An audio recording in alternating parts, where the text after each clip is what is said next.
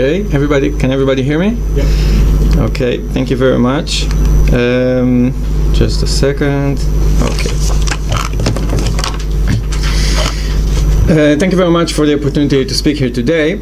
In my paper today, I will present portraits of two proselytes who lived among the Jewish community in Fustat, Old Cairo, during the late 11th and the early 12th century. The two proselytes represent the two edges of the social spectrum of Jewish community at that time. One is an almost anonymous gravedigger, the other a well-established public figure. Two reasons can be given for the importance of studying the details about them. First, thanks to the Cairo Geniza documents, we get a rare chance to uncover details about the daily lives of people who lived almost a millennium ago. Such an opportunity can give a face to conversion to Judaism in Egypt during those times. Secondly, by investigating the lives of these two very different proselytes, we can try and reconstruct a larger picture, even if partial, of the social status of Jewish proselytes, Jewish attitudes towards conversion, the process of conversion, as well as the limitations of research in dealing with these subjects. The information that enables us to identify these proselytes and their stories stems from the documentary sources of the Cairo Geniza. Craig has already introduced some of them. So you saw how they look, and we'll get more pictures later. In these documents, we find references to converts to Judaism in dozens of documents, not including freed persons. A detailed analysis of the information from these documents and from other contemporary sources such as rabbinic responsa and halachic, theological, and historical compositions might create a sufficient database that will allow us to draw some conclusions about the question of Jewish identity in the Islamicate world during the Middle Ages. This way we can shed some light on an understudied subject. But for now, let me first introduce to you the two proselytes. We will start with the gravedigger. The information we have about him comes from 3 charity lists written probably by community officials in charge of charity in ancient Fustat. The charity could be distributed in the form of money, wheat, bread, or clothing. The charity lists from the Geniza were first studied by Professor Shlomo Dov Goitein, the leading scholar of Geniza study, Geniza Society, and recently by his follower, Professor Mark Cohen. The first list contains the first list. Just a second. Okay, these are just a few pictures of Geniza. Okay, that's it. The first list contains only names. We don't know what exactly was given. We can know for certain that this is a charity list because some of the names occur in other lists as well, and some of the lists were written even by the same clerk. This similarity also enables us to date this list to roughly around 1140.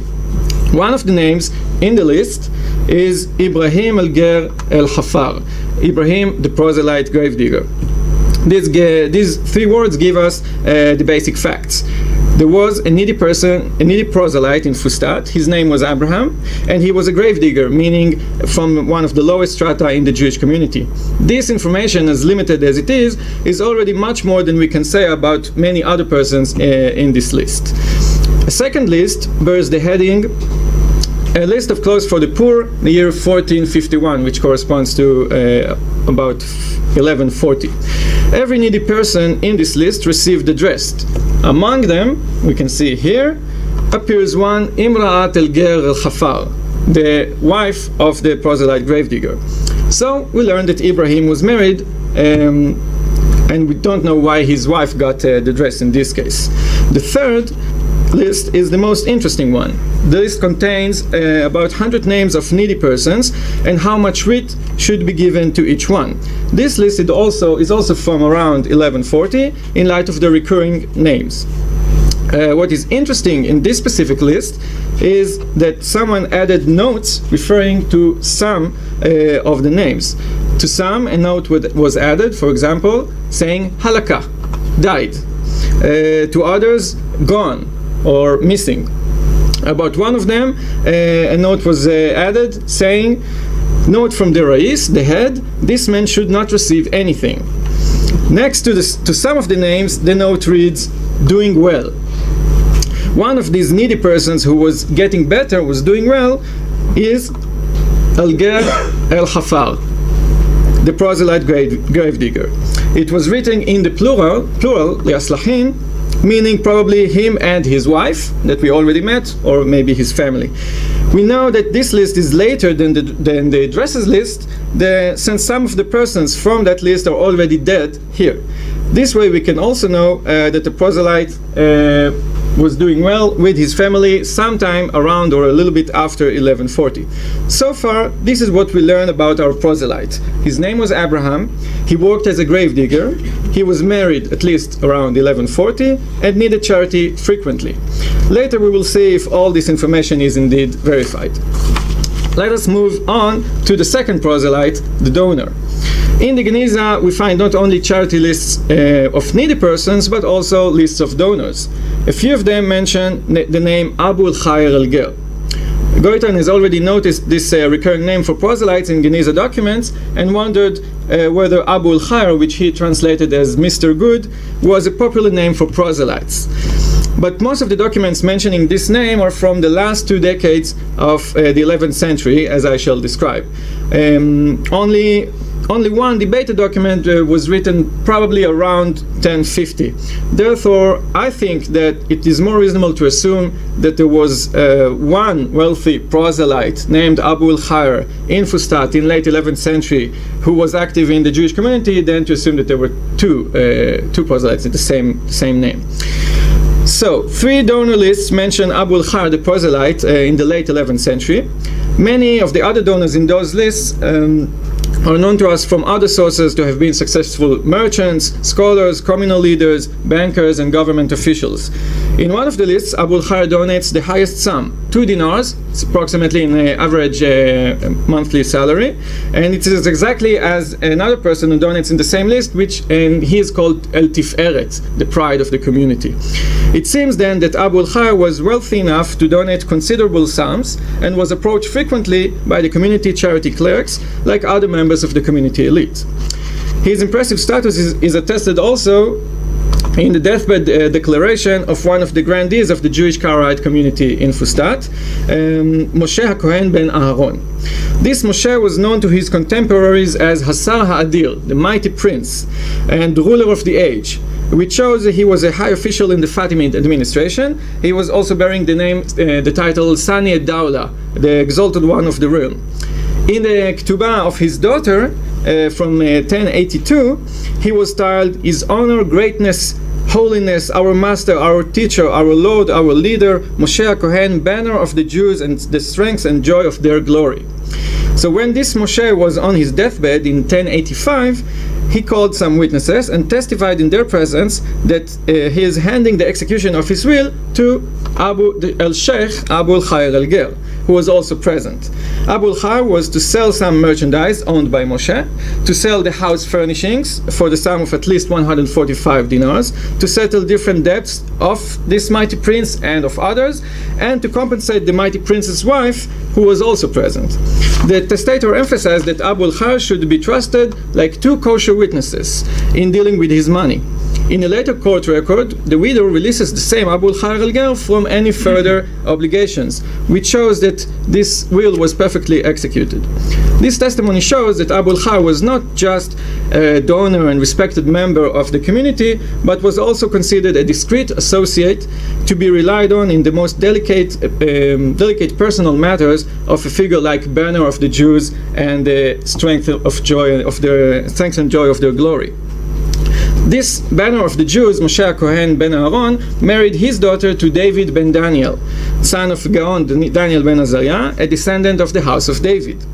David ben Daniel arrived at Egypt around 1080 and quickly became known as the leader of Egyptian Jewry, overthrowing the former Nagid and claiming the title head of all diaspora. David ben Daniel was supported by the elite of the Jewish communities in Egypt. One of his first steps when he arrived in Fustat was to marry into one of the important local families, that of the same mighty prince, a Banner of the Jews. This happened in 1082. The next obstacle to be dealt with was the current leader of Egyptian Jewry, the Nagid, Mevorach ben Saadia. Someone had to remove him. According to the scroll of Eviatar, the person that informed the government on Mevorach in order to get rid of him and eventually led him to flee to Fayum in Upper Egypt was Ben al-Khair al-Ger. perhaps the son of our Abu al-Khair, the proselyte, or maybe Abu al-Khair himself. And maybe Amir will talk about it later. Or maybe not. The fact that it was a proselyte chosen to use his contacts with the government in order to remove the Nagid from duty should not be underestimated. Of course, it couldn't be just any person, but someone respected, connected, and wealthy, someone like Abu al-Khair. We have another testimony that Abu al-Khair had the right connections to perform such duties and that he didn't hesitate to use them. A court deposition dated from Hanukkah, December 1081, reveals a chain of events that started during Shabbat services in the Babylonian synagogue in Fustat. The witnesses who signed the deposition testified that someone tried to excommunicate Abu al-Khair al-Ger and his brother-in-law. At the end of the services, Abu al-Khair entered the synagogue, opened the ark, took out the Torah scroll, and declared a counter-ban on anyone that banned him. The witnesses further say that a person named Yehuda ben Chaim wasn't at all involved in the ban against Abu al-Khair, nor did he hit Abu al-Khair outside later during a discussion outside the synagogue. Nonetheless, the same very night, between Saturday and Sunday, policemen came from Cairo to Fustat and arrested Yehuda ben Chaim and others who were later tortured, beaten publicly in Cairo and in front of the gates of the synagogue in Fustat, and had to pay an enormous fine. This one-sided testimony shows that Abu al-Khair was not without enemies in the Jewish community, but it also shows that he was informed immediately about the ban, and that he was not afraid to use his the religious tool of a ban in a synagogue and the worldly tool of good connections with the Fatimid administration in Cairo. Abu al-Khair felt that his position in the community was strong enough for him to arrange for the arrest and public humiliation of other members of the Jewish community. And he was probably right. This incident happened in 1081. In 1082, he was involved in the removal of the Nagid. In 1085, we saw him executing the last will of one of the Jewish grandees, and later he was still donating considerable sums to public charity. We can also say a few words about Abu al-Khair's son, Zain. Zain is mentioned in 4 private private letters from the Geniza, all dealing in long-distance trade. The persons mentioned in those letters are known to us from other documents to have been successful merchants trading between Spain, North Africa, Yemen, and India. Some of them appear on the donors list with Zain's father, Abu al-Khair. In one letter, the writer asks the addressee to deliver to Zain 40 kilograms of seder resin used for dyeing perfumes and medicines. As soon as he reads the letter, here you can see him, Zain ben Abu al-Khair al-Ger. In another letter addressed to one of the first Jewish traders with India, the writer reports about products sent to the addressee with Zain. Other traders mentioned in these letters are also from the elite of the Jewish Mediterranean merchants in the early decades of the 12th century. In all the letters, Zain is known as Ben al-Khair al-Ger, another hint to the high status of his father, Abu al-Khair, the proselyte. So Zain, just like his father, was wealthy, well-connected, and known, and was part of this close elite of merchants and communal leaders. Only one fact seems inconsistent with this reconstruction. The name Zain ben al-Ger appears in the same interesting charity list that we discussed earlier. You see Zain ben al-Ger. On the other side of the same page that mentions al-Ger al-Hafar appears Zain ben al-Ger receiving about 20 kilograms of wheat, a little less than the gravedigger who receives 30 kilograms. But Zain certainly wasn't a needy person. In these kinds of lists, communal officials who were also entitled to some payment from the community appear side by side with the needy receiving money, wheat, or clothes. For example, in this very list appear 2 Parnasim, Hiba and Ibrahim, who also received wheat. So we can only assume that Zain, who around 1140 was already quite old, received public support for a certain service to the community. Now, after we have sketched what we know about the lives of these 2 very different proselytes, we can try and understand what we can learn from their personal lives about the conditions of proselytes in general in the Jewish society in Egypt at that time. I would like to address a number of issues. First of all, a general remark about the fragmented and biased nature of information gathered from Geniza documents. Then I want to discuss briefly the previous religious identity of proselytes, how proselytes are identified by the Jewish community, the circumstances that led some of them to appeal for charity, and finally one aspect of personal Hebrew names of proselytes. We know almost nothing about Ibrahim, the proselyte gravedigger. The anonymous clerk who wrote this charity list could have called him only the proselyte, as he did with others. Luckily for us, he added other identifying details such as his name, his profession, and even mentioned his wife in one document. We should always keep in mind that like Ibrahim, we have dozens of other documents mentioning proselytes by the term proselyte alone, of whom we know nothing about. Just how scanty our information is can be seen from examining the gravedigger's name that appears in only one of the three lists. I said that the gravedigger's name was Abraham, but Professor Mark Cohen believes that his name was Joseph from Tripoli.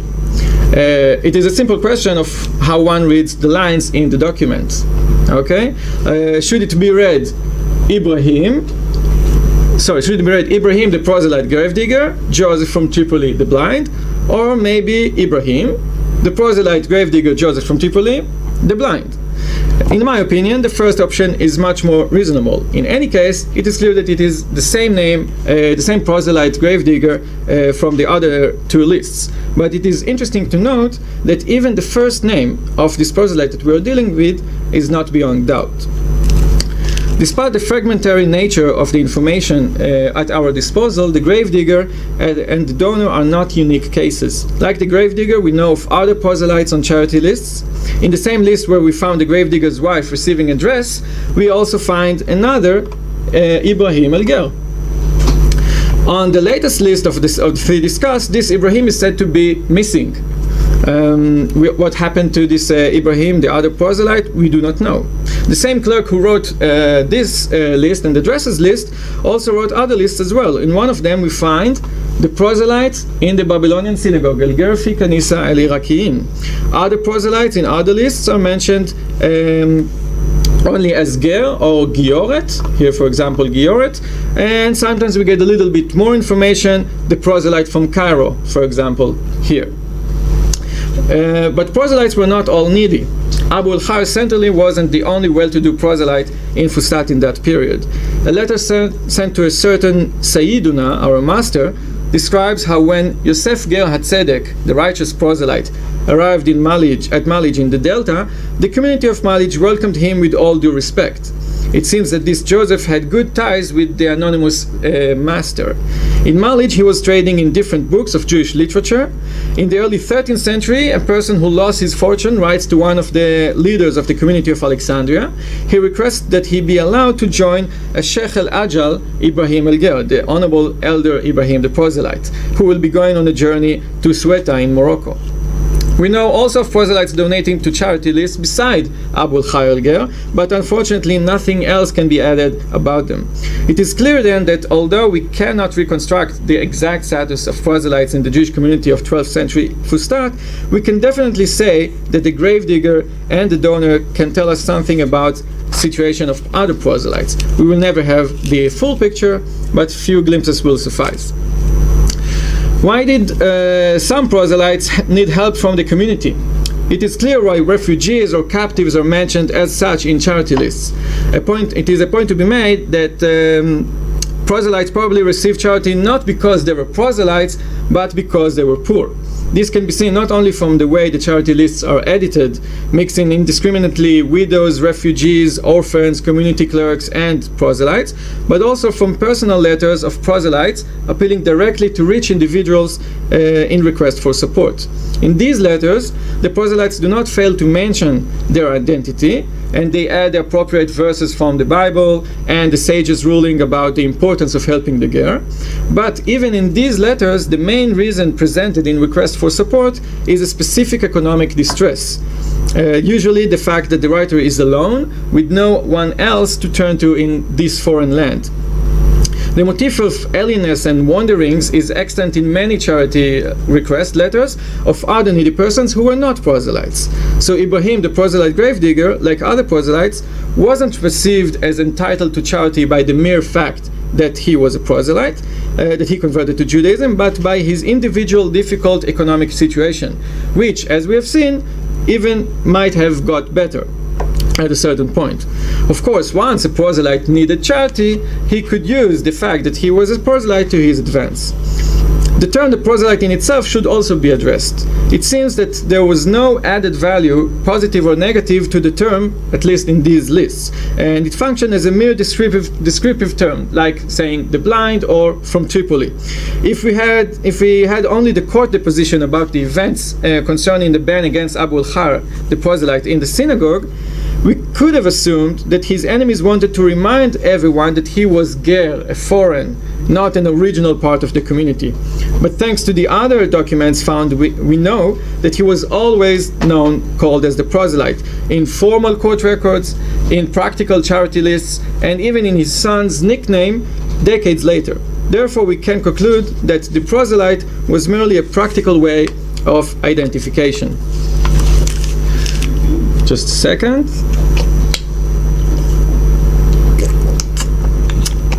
We have no clue as to the gravediggers and the donors' former religion. This is probably no coincidence, since it is true of most of the proselytes in the Geniza, not only in the short and practical charity lists, but also in other longer documents.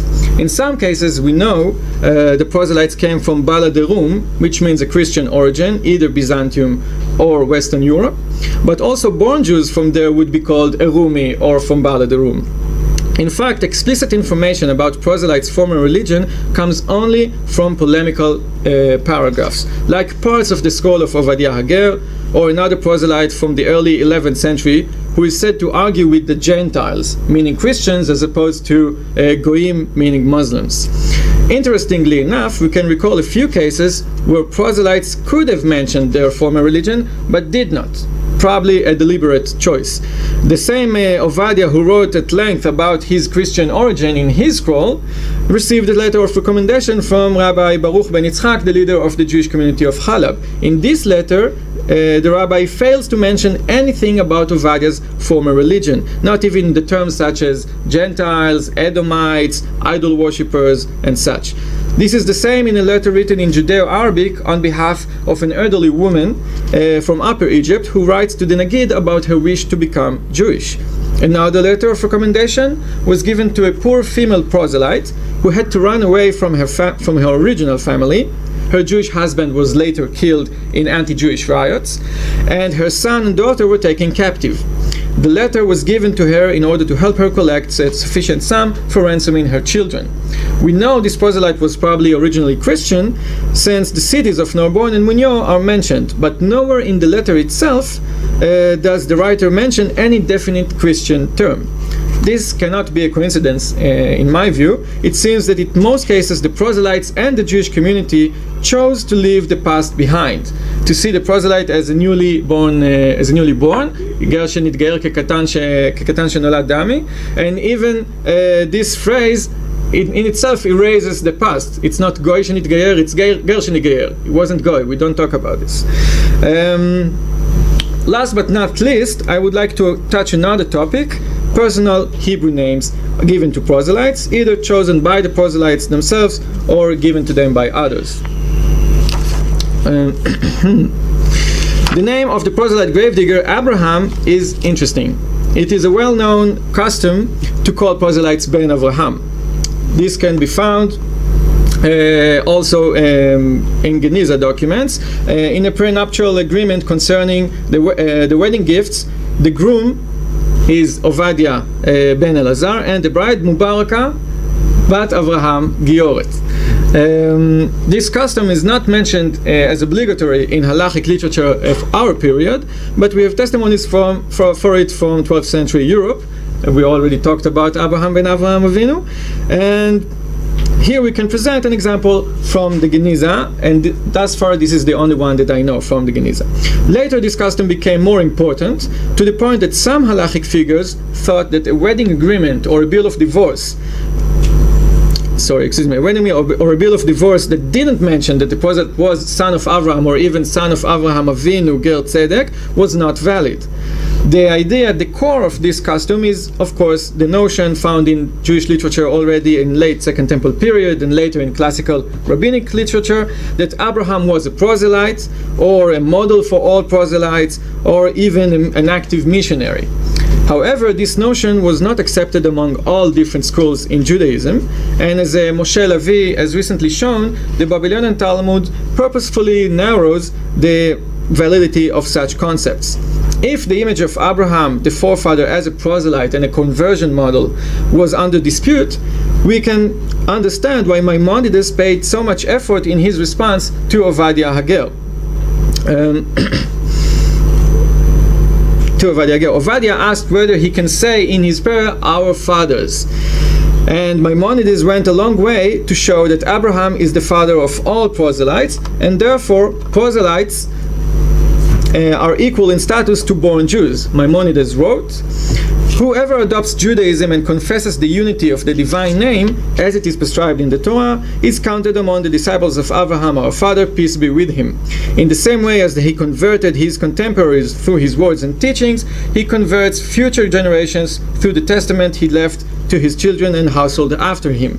Thus Abraham, our father, peace be with him, is the father of his pious posterity who keep his ways, and the father of his disciples and of all proselytes who adopt Judaism."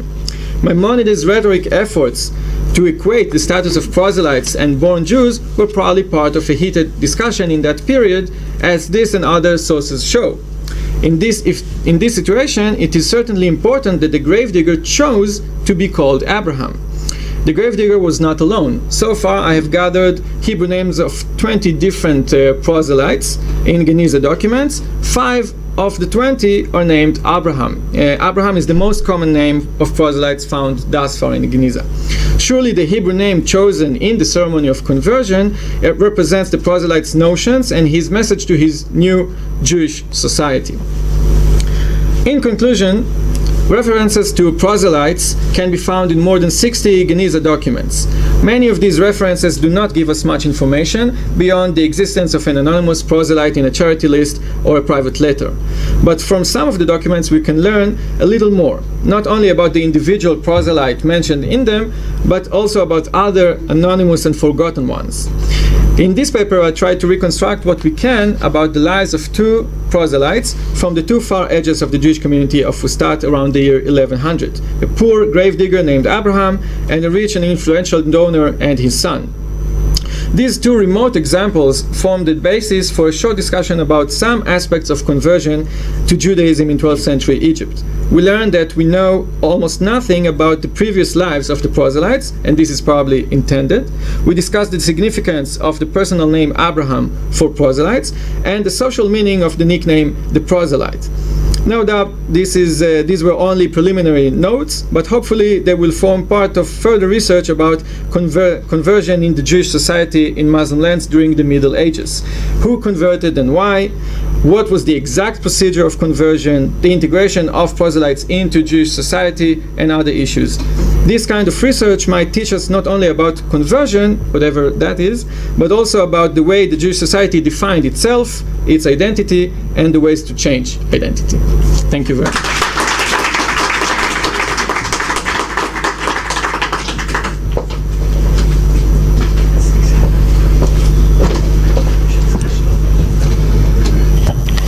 Our respondent will be Amir Ashu.